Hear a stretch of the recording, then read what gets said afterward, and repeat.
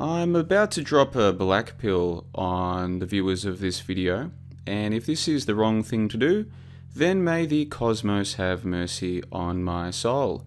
I'm still subscribed to a few people on YouTube, and I occasionally check my subscription list, and there's a person called Melee Host who records and uploads the key segments from the nightly news here in Australia on a pretty regular basis, and I for one am glad that they do so, because it allows me to keep my finger on the pulse without actually having to watch the news. And even though I don't watch most of what Melee Host uploads, just by seeing the headlines in my subscription feed, I get an idea of what is going on. Let me play for you 30 seconds or so of a news segment that apparently aired either tonight or yesterday. Check this out. The Australian Christian lobby wants a controversial advertisement scrapped. Also promoting a documentary, it shows Christ on the cross being asked to donate his organs. Alan Rascal has more. The cross, it's the symbol of Christianity, and Christ's death on it, one of the church's holiest periods. So this was always going to cause a stir. Have you thought about maybe becoming an organ donor? Is this really the best time to bring this up? It's part of a campaign said to be promoting organ donation. Your organs could save the lives of up to 6 people. Seven people. Not to mention... It's funny that in this ad, they get the two people trying to sign Jesus up as an organ donor to basically act like the kind of buffoons who knock on people's doors to get them to hand over money for so-called charities. You know those people, oh, I'm just collecting money for these poor kids in Africa and blah, blah, blah. And if you know the first thing about how those industries work, you know that the person coming to collect the money for so-called charities is being paid on a commission basis to do that, and that none of that money ever actually goes to Africa. The entire thing is a scam, and if you give those people your money, maybe you don't deserve to have that money because you are, in fact, an idiot. And they get these two clowns to basically act like those kinds of door-knocking charlatans. How your bones and soft tissue and ligaments could change the lives of many others. And they don't even get the number of people you can save correct. One says, oh, you can save 6, and the other one says, oh, 7, or, yeah, your money can feed 100 kids in Africa. Oh, no, it's 150 now. Oh, wow. They actually get these two clowns to basically play farce. And corneas, you'll help blind people see. What a miracle! The advert... It works on several levels. I'm not sure how many levels they intended. But let's get to the black pill. For those of you who are not aware how organ donation actually works, let's first imagine what we see in our heads. We see, oh, a person dies, so their heart or their liver gets transplanted from that person when they're dead to another person who will live. And so putting aside the ickiness of blood and the sorrow of death, we can see a goodness in this. Oh, you know, if I was to die, they could take part of my body and give someone else life. Wouldn't this be amazing? Yeah, that's what I used to think. Until one day, somebody suggested that I go and look into something, and it turned out what they were doing was they were letting me down the path of a gigantic black pill, which is exactly what I'm going to do with you right now. Let's go and take a look at organ donation. This comes to us from wikipedia.org, and if you check out the edit history of this page, you will see that some vested interests are paying very close attention to it. So don't think for a second that this is the conspiracy version of this matter.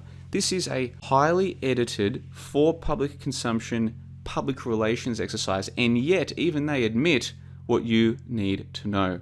Let's take a look at this. Deceased donors, formerly cadaveric, are people who have been declared brain dead, that's the key thing there, declared brain dead, and whose organs are kept viable by ventilators or other mechanical mechanisms until they can be excised for transplantation.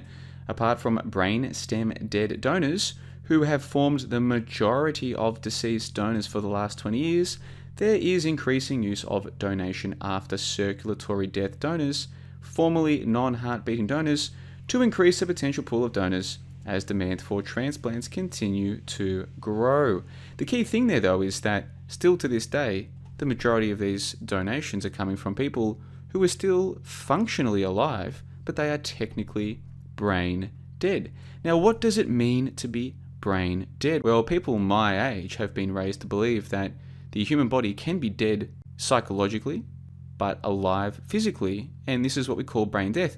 But this is a relatively recent notion, concept, suggestion. If you go to brain death on our same favourite propaganda outlet, wikipedia.org, what is brain death? Brain death is the complete loss of brain function, including involuntary activity necessary to sustain life. Brain death is used as an indicator of legal death in many jurisdictions, but it is defined inconsistently. Various parts of the brain may keep functioning when others do not anymore, and the term brain death has been used to refer to various combinations. For example, although one major medical dictionary considers brain death to be synonymous with cerebral death, the US National Library of Medicine defines brain death as including the brainstem. The distinctions are medically significant because, for example, in someone with a brain-dead cerebrum but a living brainstem, the heartbeat and ventilation can continue unaided, whereas in whole brain death, only life support equipment would keep those functions going. And here's the kicker: patients classified as brain dead can have their organs surgically removed for organ donation. So, in other words, it's nice to imagine, or it might be nice to imagine, that if you're an organ donor, maybe you're involved in a terrible car accident, and by the time the paramedics get there, you're dead. And so, well, they can't help you, but at least they can take you to the hospital and use your organs to make someone else live. But that's not actually how organ donation works in practice. You see, in practice, let's take a look at the heart, shall we? Let's scroll down to heart transplantation. The heart was a major prize for transplant surgeons, but over and above rejection issues, the heart deteriorates within minutes of death. So any operation would have to be performed at great speed. In other words, they need your body to be functionally alive when they're about to perform the so-called transplant. So you need to be brain dead, but kept physically alive up until the point when they remove the organs from your body to then transplant into somebody else. In other words, the notion that you would die, they would find you dead and then give your organs away, is not how it works in practice. In practice, they find you, potentially in a critical state, they take you to a hospital, someone says, well, under our definition, his brain isn't working properly, he's brain dead, oh, he's a donor, oh, what are the odds of that? Well, we're going to harvest his organs now. That's how it works in practice, according to their own words, if you just look into it. Okay? You're not dead, and then they take your organs.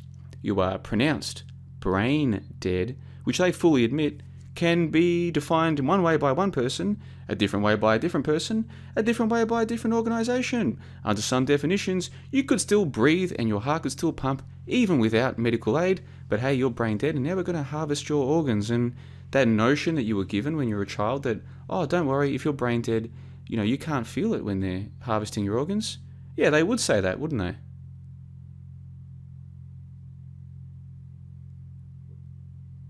Hope you enjoyed this Black Pill from John the Bond, 15 October 2018. Until next time, you guys take care of yourselves.